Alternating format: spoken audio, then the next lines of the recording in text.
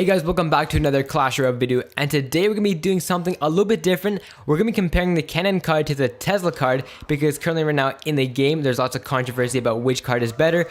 So hopefully after you guys do watch this video, you can decide for yourself which card is better. So first up guys, we're going to talk about the benefits of using a cannon and of course the negative drawbacks of using the cannon. And first up, it can only attack land, so when it comes to facing those Lava Lunion decks which are very popular at the moment, it's going to be very hard to actually deal with those. And because of all the health nerfs in the past, even cards like the Dark Prince can take out the cannon pretty quickly. Another drawback to this 3 elixir defense is that when you compare it to the Tesla tower, it has less lifetime by 10 seconds, which is absolutely huge. And I don't know if this benefit is unknown, but the Tesla tower can actually make the Royale Giant come in range of its attack because of its hidden effect, which is actually a big benefit. And overall guys, I think that just from having one more elixir cost, the Tesla tower is just way better than the cannon at the moment. But that is just my opinion, and now let's hop into some gameplay and I'll try to key out some benefits of both of these cards. Alright, so first up guys, we're going to be testing our cannon deck.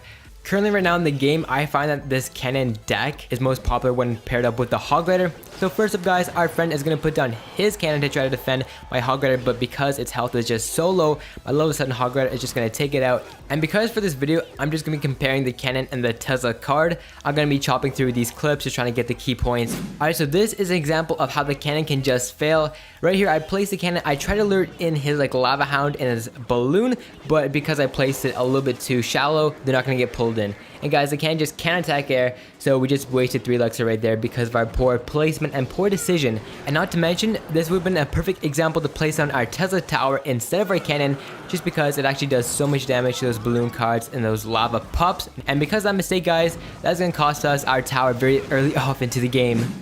Alright, so now it's 48 seconds until overtime. I'm going to go ahead and place on my cannon to take out his princess, and because the cannon costs 3 elixir and the princess costs 3, you can actually use it to take her out, unlike the Tesla tower. Now I know this may seem a little bit silly to place a cannon right there, but it can actually stop your opponents from double lane pressuring, which can cause a pretty big roadblock for your opponents if they do have cheap decks like this one right here. Alright, so now it's overtime, and right here I try to lure his balloon backwards by placing down my cannon, but the balloon ended up one-shotting our cannon, which is absolutely horrendous, and that's just a bad example of our cannon's health right there. So now guys, from this we basically learned that the cannon is good to counter some things and to stop double lane pressuring at times, but its major downfall is that it can attack air and its health is just so low that when it comes to facing these air decks and these high damage P.E.K.K.A decks, it can actually just make the cannon almost useless.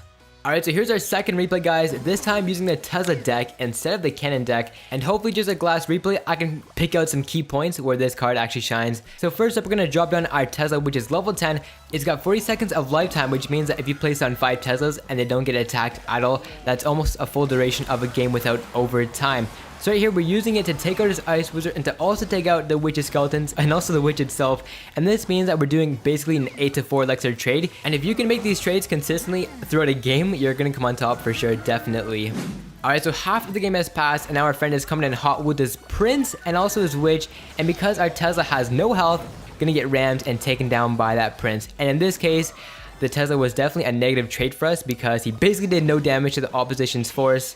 Alright, so I know this one is off topic, but guys, I've definitely got to try out my new Hog Rider deck. It's super good. I've been able to push up to legendaries quite casually, and I'm also combining the Tesla and the cannon inside of this deck. So just pick it up if you'd like. Definitely winning lots of games with it. Alright, so I think I forgot to mention this, but the Tesla actually has more health than a cannon. And I was actually surprised by that. I thought the cannon had more. And right there, the Tesla took a charge from the Dark Prince and also took a hit. But maybe with the Dark Prince's buff in the future, that might have not happened. So I can't really say this is going to be a future benefit. Alright, so it's now 24 seconds until overtime, or at least until the end of the match.